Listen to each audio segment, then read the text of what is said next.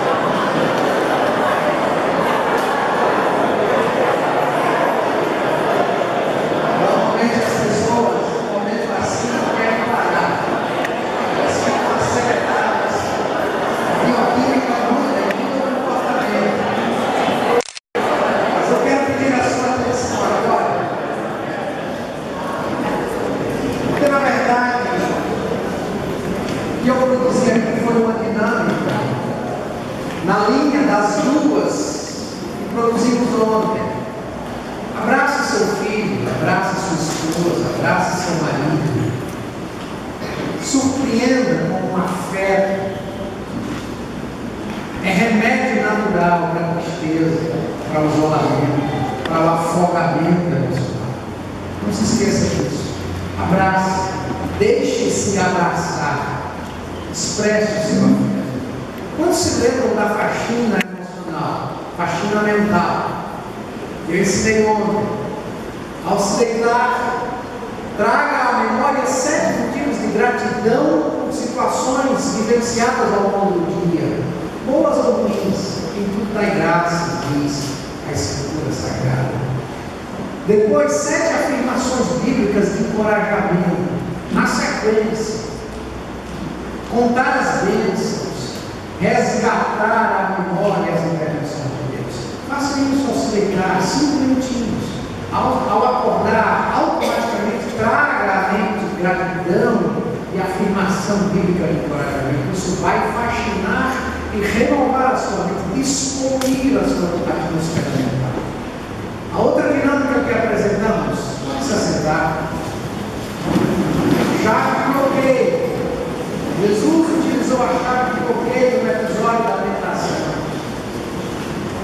Quando Satanás quis enredá-lo, jogá-lo numa arapuca, dizendo: o que está escrito? Jesus bloqueou aquele início do inferno com a Escritura e disse também que a Escritura transforma num hábito o exercício de bloquear as setas inflamadas do maligno. A Bíblia diz que nós temos a espada do Espírito, que nós temos disponível o escudo da fé. Portanto, aprenda a usar a Bíblia como ferramenta de defesa e de ataque, para que você se mantenha de pé espiritualmente e emocionalmente. Ontem nós falamos sobre espiritualidade e saúde emocional. E trouxemos um texto que é também o texto de hoje, será o texto de amanhã à noite, que está em Marcos capítulo 12, 28 a 31. Hoje nós vamos falar sobre coragem como alternativa ao desespero. Ontem, no mesmo texto, nós falamos que há funções do ser humano que se operando de maneira sinérgica, sintônica, produzem saúde.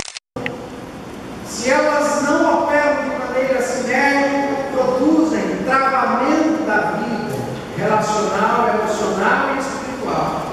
Destacamos a função teológica, amar a Deus sobre todas as coisas, a função sociológica, amar o próximo, a relação com o outro, e a função psicológica, como a si mesmo. E discorremos sobre a importância do si mesmo, das dinâmicas mentais, das dinâmicas emocionais. Por isso, mostramos que nós somos duplos. Gente de fé ou gente sem fé. Gente sem fé, embora tendo alcançado a macro-redenção, que é a redenção para a eternidade, precisa operar constantemente a sua micro-redenção, que é a redenção do cotidiano. Muitas vezes nós nos deitamos em berço esplêndido da salvação eterna e descuidamos da salvação do cotidiano, da cura do dia a dia. E vimos que há funções mentais que, se dominantes, podem nos levar à miséria emocional e espiritual. Há a função diabólica da mente, que é a função que nos predispõe ao tropeço e a fazer o outro tropeçar. Até porque a palavra diabo não é necessariamente um nome próprio, mas é um nome que indica desagregação. Portanto, qualquer um de nós pode agir como um diabo, no sentido de fazer o outro tropeçar, de desagregar partes que estão unidas, no contexto da família, no contexto da igreja, no contexto das relações de trabalho. Vimos a função apetitiva, instintiva, gente que é envelopada pelo desejo, movida pelo desejo, pelos impulsos. Quem está na carne não pode agradar a Deus. Vimos a função volitiva, a vontade de acertar, que muitas vezes é engolida pelas funções. Por isso a Bíblia diz: a carne milita contra o espírito e o espírito contra a carne, para que não façamos o que queremos. A função racional, a capacidade de planejar, que muitas vezes captura diante dos impulsos. A razão por si só não consegue manter a vida em equilíbrio. Depois a função intuitiva, a capacidade de se voltar para o seu próprio avesso, porque a Bíblia diz que o espírito do homem conhece as coisas do homem, e comungar com sua interioridade, com o homem interior, segundo o apóstolo Paulo em Efésios 3,16, deve ser fortalecido pelo Espírito de Deus para poder melhor conhecer a Deus. Por fim, vimos a função crística, na perspectiva do que Paulo diz em Gálatas capítulo 2:20, não mais vivo eu, mas Cristo. Quem opera as dinâmicas da minha mente é Cristo. Há um centro aglutinador das minhas energias psíquicas e comportamentais, é Cristo. Paulo dizia assim. Portanto, se nós somos dominados pela função diabólica ou pela função afetiva, nós desagradamos ao Senhor, quebramos as nossas relações uns com os outros, dentro e fora de casa.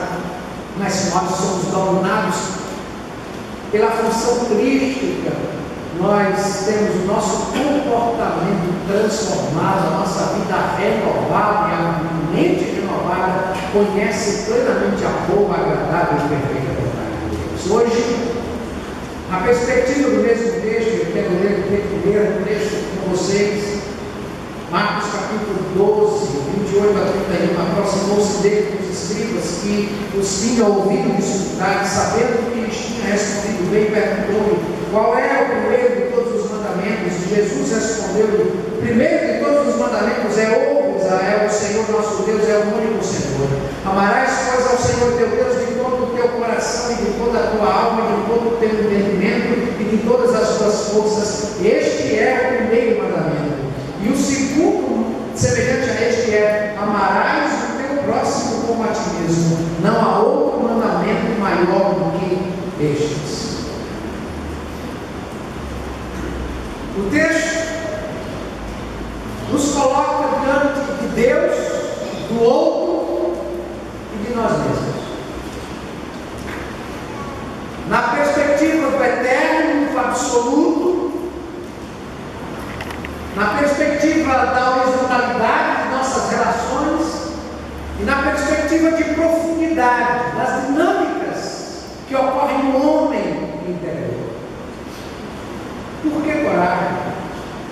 Porque às vezes estamos desesperados de Deus, às vezes estamos desesperados do outro, e às vezes desesperados de nós mesmos.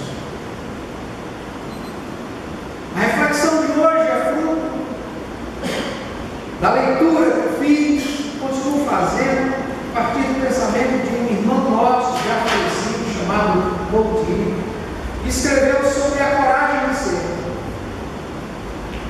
E primeiramente o texto nos mostra que devemos, sem dúvida, exercitar a coragem na relação com Deus. A perspectiva do eu que se relaciona com o tu eterno. E por que coragem? Porque o tu eterno não é visto, não é tocado.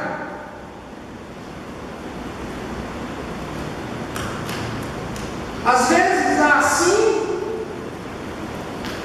às vezes há não, e às vezes não há resposta alguma de lá. Isso exige coragem. Há em nós, de maneira consciente ou não, um movimento de afeição e de dúvida em relação a Deus. No sentido da afeição, nós nos movemos sem dúvida com gratidão. Porque Deus é bom e nós entendemos que de alguma forma há provisão no céu. Provisão de alimento, provisão de saúde, provisão de paz, provisão de equilíbrio, provisão de força. Nós não sabemos de onde vem, mas nós sabemos que vem. E só pode vir do eterno, só pode vir de Deus. E nós agradecemos ao Senhor e devemos exercitar a gratidão como um movimento constante, porque é movimento que produz saúde. No sentido da afeição, nós produzimos atenção ao Senhor. E quem ama, dá atenção. Amarás, pois, ao Senhor teu Deus de todo o teu coração, de toda a tua força, de toda a tua mente, de toda a tua alma, de todo o teu ser. Isso significa dar atenção ao amado. Porque aquilo aqui damos atenção, cresce. Mas se não damos atenção à nossa relação com Deus, ela murcha, ela define. A nossa afeição produz admiração diante do eterno, êxtase diante de Deus. Como o salmista que sai à porta de sua casa e diz: de onde me virá o socorro? O meu socorro vem do Senhor que fez o céu e a terra. Sai à porta da sua casa ou vai para o seu quintal e olha as estrelas do céu numa noite de lua e diz: os céus proclamam a glória de Deus e o firmamento anuncia a obra de suas mãos. Então esse afeto é desenvolvido. Mas também, irmãos, muita dúvida é produzida nessa relação com Deus. E não me diga que não há dúvida, porque há também. Até porque a fé não exclui a dúvida. Abraça a dúvida e continua caminhando para o objeto amado, para a referência de fé, que é Deus. E sem dúvida, há dúvida. Até porque no dia a dia nós percebemos a presença do mal. O mal está fungando constantemente em nosso cangote. Falei, não, deixa isso aqui.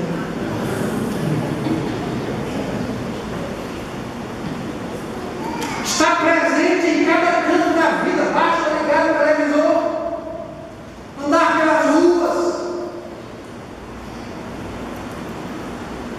O mal está presente, está aí. E Deus nem sempre vai removê-lo. É uma realidade que nos choca constantemente. A morte leva as pessoas que amamos e eventualmente vai nos levar também, mais cedo ou mais tarde.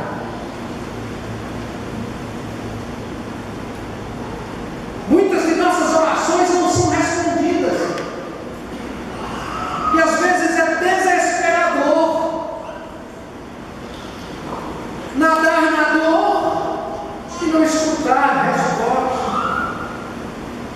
O próprio Paulo experimentou isso. Eu já roguei, pedi, implorei 3 vezes para que essa dor, esse espinho fosse arrancado de mim. E a única resposta que tive foi: a minha graça te basta.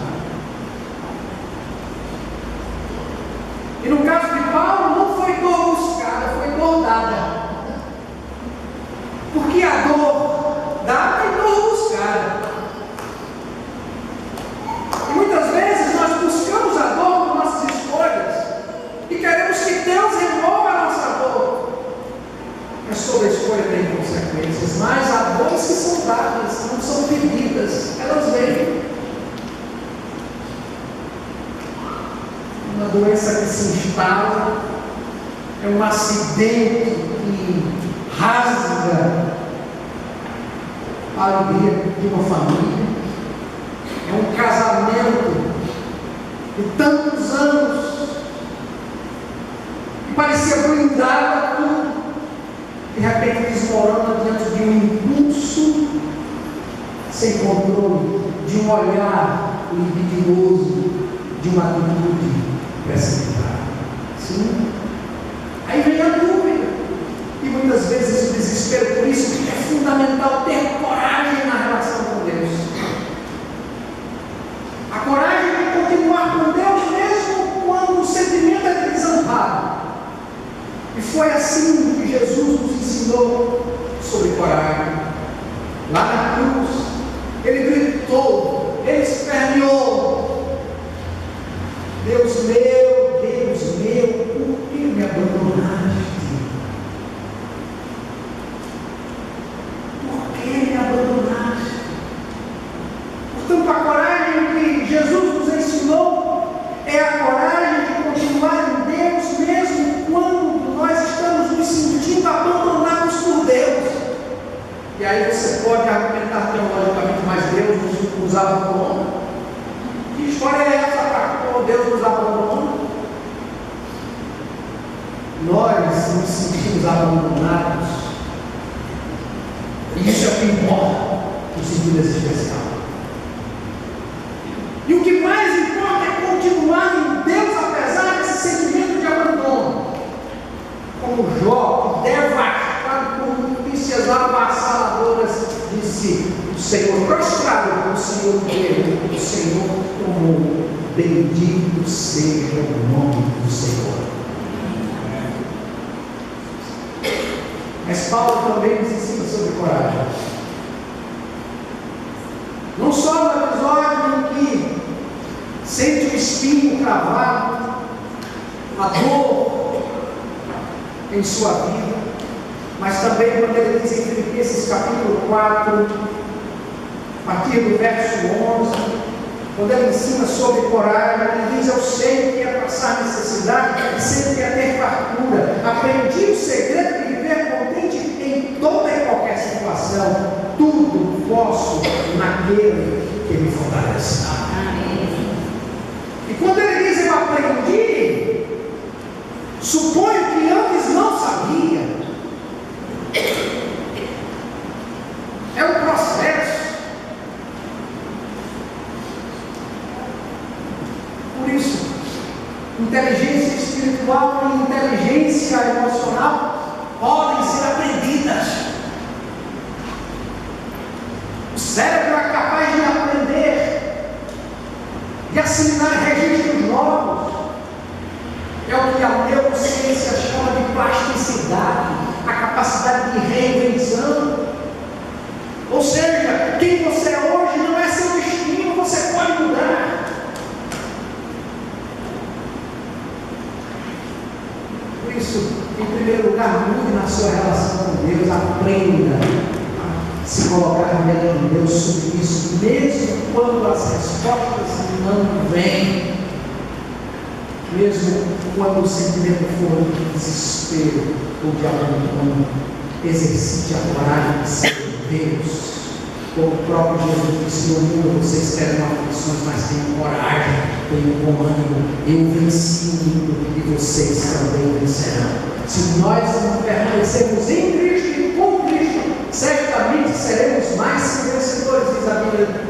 Porque o próprio Jesus nos ensinou: sem mim vocês não podem fazer nada. Mas o texto também nos ensina e nos desafia a coragem da relação com o outro.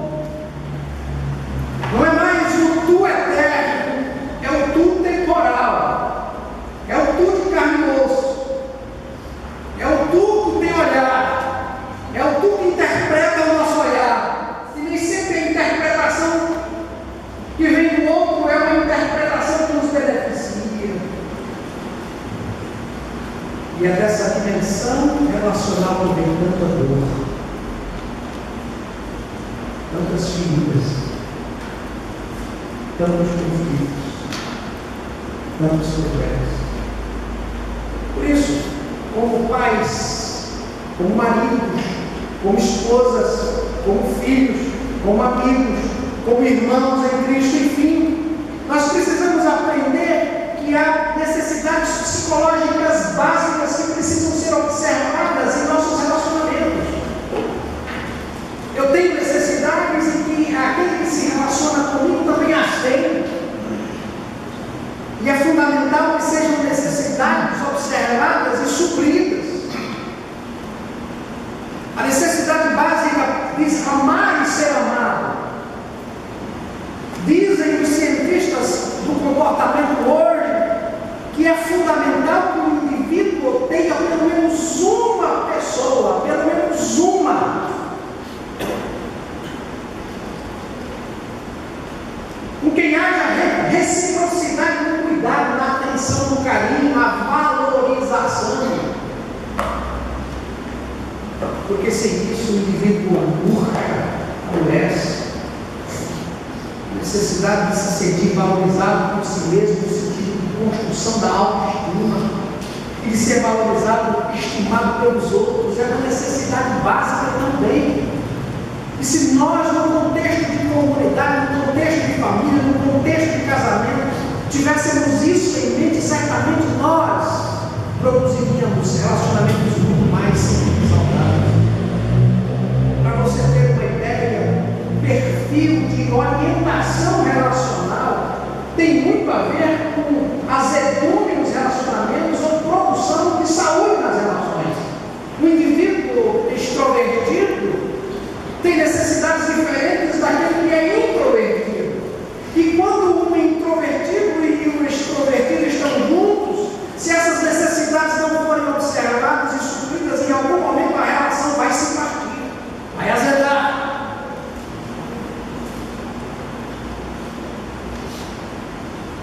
De acordo com o perfil de cada um,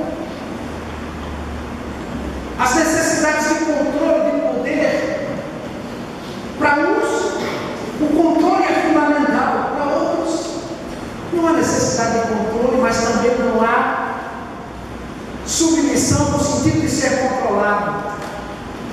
E é daí que vem grandes problemas. Um quer controle sobre o território da relação, o outro não quer ser controlado, e muitos problemas surgem daí no contexto da família, no contexto da igreja, no contexto das relações de trabalho.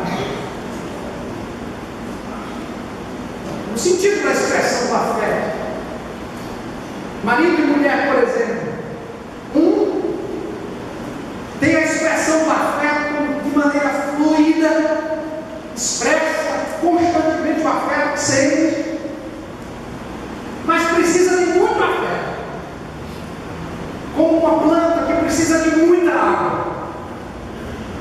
Digamos que seja a esposa. O marido pode ter um perfil de expressar pouco ou quase nada que sente, embora sinta. Se isso não for observado e tratado, a mulher segue carente de afeto e o marido segue sem expressão de afeto, e em algum momento a carência de afeto vai surgir como um fator provocador de ruptura. Nesse sentido, às vezes o indivíduo tem a capacidade de expressar afeto, mas é incapaz de tomar a iniciativa, não porque seja ruim, mas Então, uma mulher, por exemplo, fica esperando que o marido mostre afeto, e o marido esperando que a esposa mostre afeto para que ele possa responder.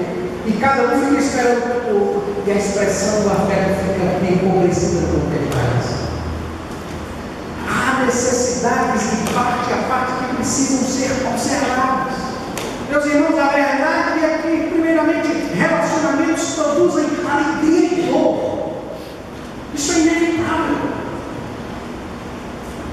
Nenhum de nós pode querer só a alegria das relações, porque isso é utopia.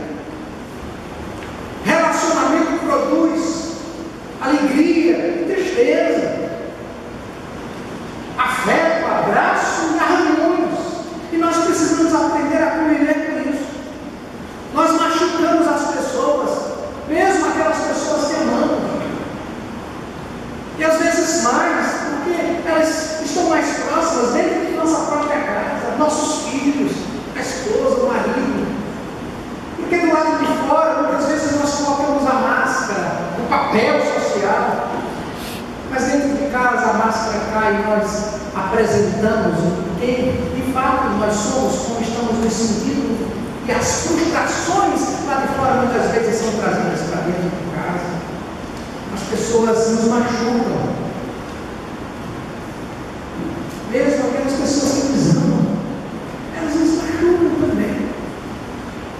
E nós aprendemos que em Cristo nós podemos suportar o outro, inclusive nós podemos amar o inimigo. Porque amor não é um sentimento, simplesmente amor é o exercício da boa vontade, inclusive para com o inimigo. Jesus nos ensinou a compaixão. E por causa da problemática dos relacionamentos é preciso ter coragem, a coragem na relação com o outro. A coragem da decepção. De se decepcionar com o outro e mesmo assim fazer a coisa certa.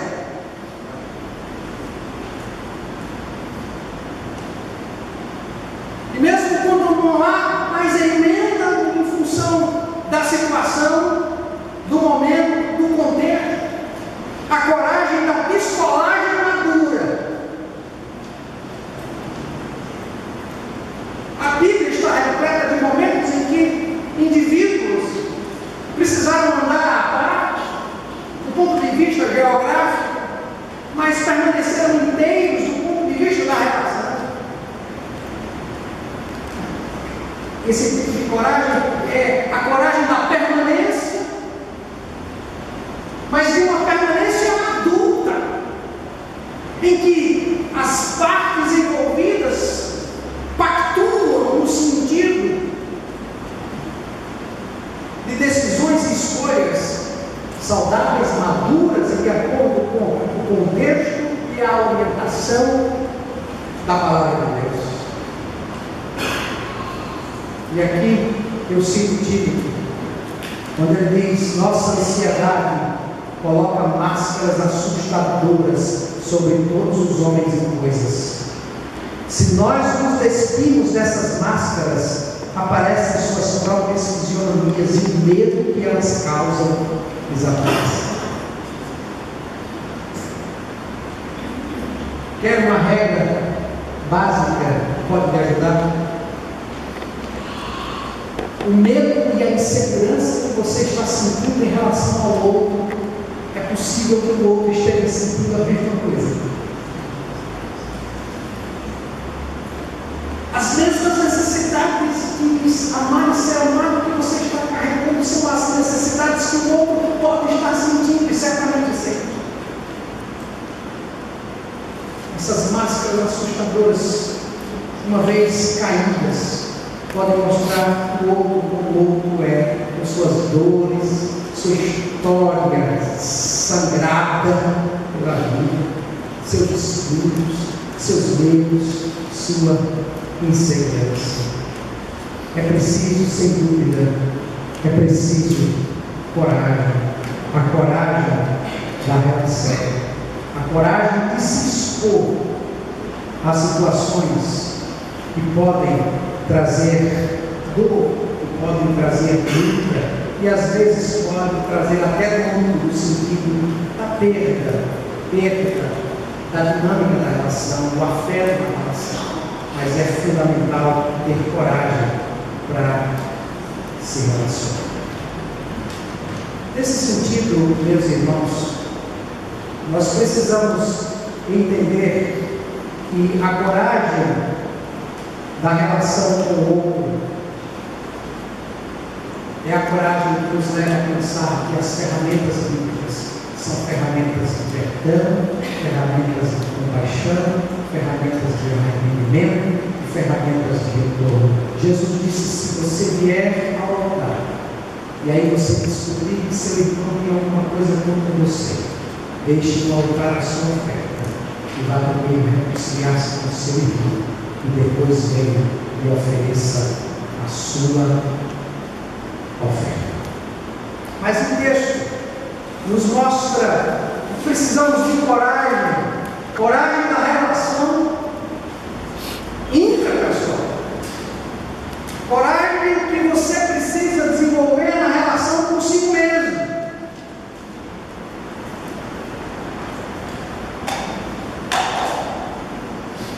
E isso exige muita coragem.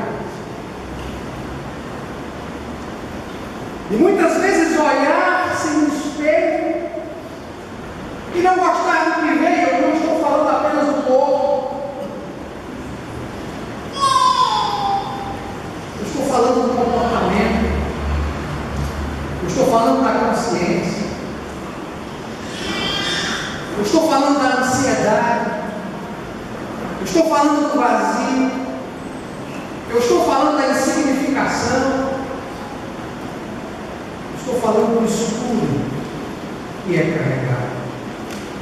No sentido da coragem, nós precisamos entender que a nossa vida é essencialmente uma vida carregada de ansiedade.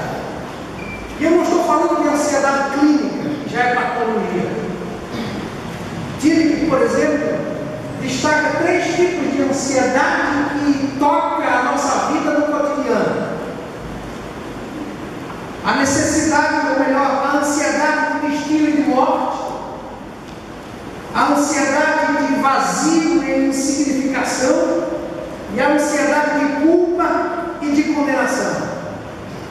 Deixe-me tentar trazer de maneira simplificada o que isso significa. Num certo sentido, aqui está a bênção do cristianismo. Porque no sentido da ansiedade de destino e de morte, o cristianismo nos apresenta a salvação em Cristo. Portanto, a resolução da ansiedade de destino e de morte, na perspectiva absoluta, é a fé que resolve. Então, em Cristo nós temos fé que a sua graça nos alcançou. Como disse Paulo, dou graças a Deus por Jesus Cristo, que a nossa vida foi selada pelo Espírito de Deus, e que nós estamos nos braços de Cristo, e que Ele não vai largar a nossa mão, não vai nos jogar na água do Cristo. Isso resolve a ansiedade de destino e de morte no sentido absoluto. Mas continua a ansiedade de destino e de morte no cotidiano. Por quê? Porque há micro-mortes, há pequenas mortes no nosso dia a dia. São incidentes e acidentes. Por exemplo, no contexto das ruas do Brasil, nós andamos sempre com uma certa ansiedade de morte, de acidente, de invasão por parte de alguém que quer nos fazer mal. Essa ansiedade nos toma constantemente. A ansiedade que nos ameaça, por exemplo, de uma enfermidade.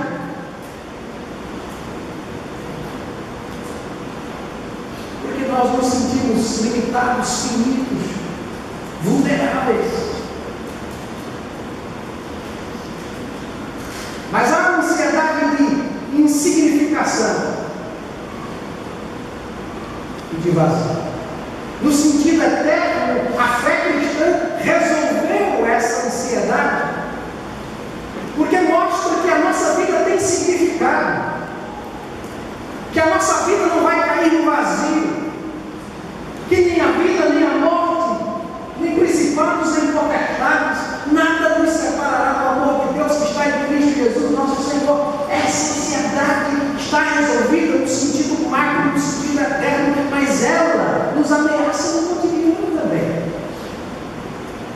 daí a nossa insatisfação constante. Nós adquirimos algo hoje,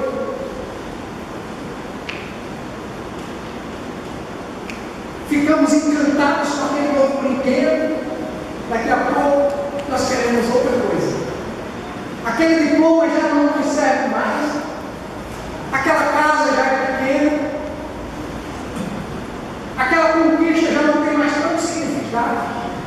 Você já comprou um carro novo, os primeiros dias você fica encantado, cheirinho, é maravilhoso. Aí há 30 dias, 2 meses, o encantamento desaparece. Não é verdade? Essa ansiedade de vazio e insignificação está constantemente nos ameaçando. Outro tipo de ansiedade de culpa e de condenação, a fé em Cristo resolveu no sentido eterno essa ansiedade. Porque Jesus Cristo veio e criou a nossa culpa eterna. Ele rasgou a nota promissória e nos livrou da condenação eterna. E quem está em Cristo é nova criatura. As coisas velhas já passaram e esse tudo se fez novo. Amém. Mas essa ansiedade nos ameaça no cotidiano. Quanta culpa nós carregamos? Culpa de pai, por certas atitudes inadequadas, culpa de marido, culpa de esposa, culpa de amigo, culpa de machucar, culpa de ofender, culpa do dito, do não dito, todo tipo de culpa. Não é verdade? Por isso é fundamental ter coragem de conviver com si mesmo, conviver com essa ambiguidade, conviver com acertos e desacertos, conviver com o seu lado claro, o seu lado escuro. É preciso ter coragem. É fundamental ter coragem. Por isso, meus irmãos e minhas irmãs, Jesus, quando ensinou sobre amar a Deus e ao próximo como a si mesmo, ele estava resumindo, dando foco ao argumento das Escrituras. Aqui está o coração da vida espiritual. O exercício do amor que se lança na direção de Deus, na direção próxima, na perspectiva de profundidade, na perspectiva de si mesmo. É preciso ter coragem. É fundamental ter coragem. Por isso, o caminho para a conclusão, de maneira prática como homem. Deixe-me falar sobre o exercício da expansão da consciência. Porque não adianta você sair daqui pensando que é preciso ter coragem de se relacionar com Deus, com o outro, consigo próprio. Se você não tiver uma ferramenta prática que pode ajudá-lo a entender e viver melhor nessas 3 dimensões da existência. E eu trago aqui a perspectiva do cérebro vigilante de Daniel Siegel, que trabalha com neurociência, neuropsicologia, a partir desses movimentos do cérebro. E aí eu faço a ponte com o que Jesus nos ensina. Ele diz: vigiem e orem, para que vocês não caiam em tentação. O espírito está pronto, mas a carne é fraca. O que é vigiar? Vigiar é estar alerta, é estar acordado, é estar autoconsciente, consciente de si e das dinâmicas que estão no seu fluxo mental, sejam dinâmicas espirituais no sentido da relação com Deus ou dinâmicas relacionais no sentido do outro. Estando consciente desses processos, você tem muito mais condições de exercer a coragem e a virtude na perspectiva dessas 3 linhas de relacionamento. Por isso, o Siegel nos ensina sobre o cérebro vigilante e 4 importantes posturas que são fundamentais. Curiosidade. Esteja curioso acerca do que está acontecendo. Suspenda todo julgamento todo preconceito e esteja apenas curioso com o que está acontecendo no momento em que está acontecendo. Segundo, postura de abertura, esteja aberto à experiência. A experiência do outro que critica, do outro que está ofendido, do outro que está ofendendo. Aberto à experiência de ter a sua oração respondida, da oração negada ou do silêncio assustador. Esteja aberto a essa experiência, consciente do que está acontecendo no momento em que está acontecendo. Desenvolva uma atitude de aceitação. Aceite que naquele momento o que está acontecendo, e naquele momento você não pode fazer nada para mudar o que está acontecendo. Pode ser que um minuto seguinte, sim. Então, num primeiro momento, acolha o que está acontecendo, acolha o seu filho que está vindo gritando azedo, acolha a sua esposa que está numa situação reativa, acolha, porque depois você terá condições de manifestar o seu ponto de vista, manifestar aquilo que você sente, e sobretudo, atue a partir do amor, porque a Bíblia diz: o amor cobre uma multidão de erros. Como podemos treinar o cérebro para se tornar vigilante? 4 atitudes importantes. Isso você pode transformar em exercício nos próximos 5 minutos eu termino. Quero convidá-lo agora a fechar os seus olhos. Sentar-se com as costas bem apoiadas na parte de trás da cadeira. Nós vamos trabalhar com a perspectiva de sensações, imagens, sentimentos e pensamentos. Lembre-se, esteja agora curioso, não me julgue. Esteja curioso acerca do que está acontecendo, no momento que está acontecendo, ou seja, agora. Esteja aberto a essa experiência. Aceite essa experiência. Isso não significa dizer que você vai aceitar o seu universo de pensamento. Sobretudo, esteja aberto a acolher com amor este exercício. Respire abdominalmente agora. Se quiser ajuda, bote a mão no seu abdômen para sentindo, estendendo-se. Inspire. Respire. Faça isso 3 ou 4 vezes.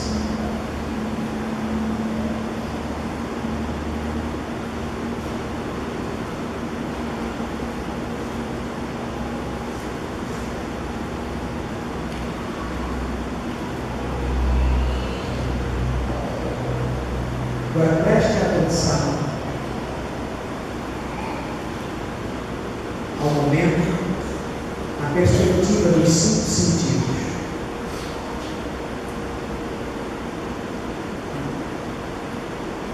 Quais são as sensações que você está tendo agora?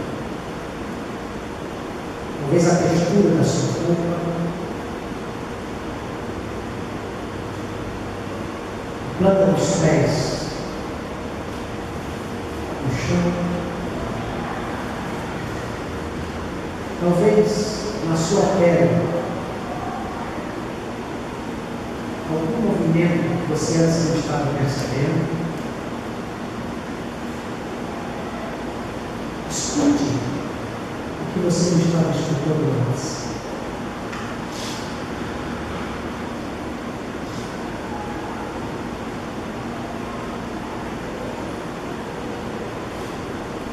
Com os olhos abertos ou fechados, identifique as imagens que estão entrando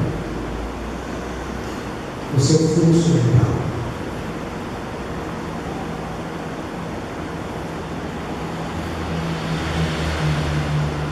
Que sentimentos você percebe presentes em sua mente agora?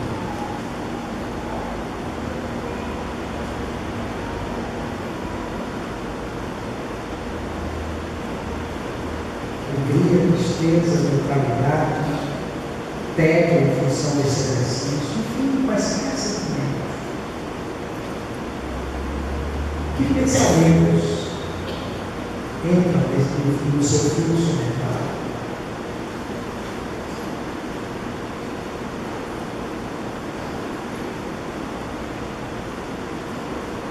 Se você identifica qualquer pensamento ou sentimento, olhe agora.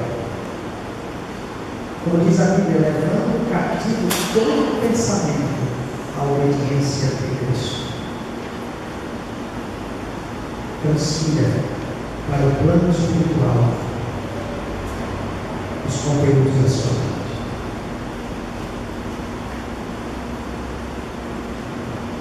Agora respire profundamente novamente e pode aos poucos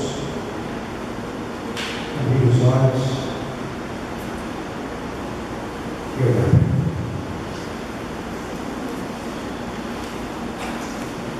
Se você fez bem esse exercício, você conseguiu identificar, por exemplo, os sons que você não estava escutando antes, como os aparelhos de ar-condicionado, alguém caminhando. Você conseguiu perceber informações que o seu corpo está recebendo o tempo inteiro e você não prestando atenção. A maioria de nós caminha no piloto automático da mente. Jesus disse: vigia, acorda. O espírito, a nossa versão interna está pronta, mas a externa não está. Quando nós vigiamos a entrada de pensamentos, sentimentos e emoções em nosso fluxo mental, nós temos mais condições de assumir o banco do motorista do veículo da nossa vida, não o banco parado. A maioria de nós é levada pela mente. A maioria de nós fica escravizada pelas funções que vem dele, automaticamente. E assim nós perdemos o fluxo da relação com Deus, a saúde da relação com os outros e a saúde do outro.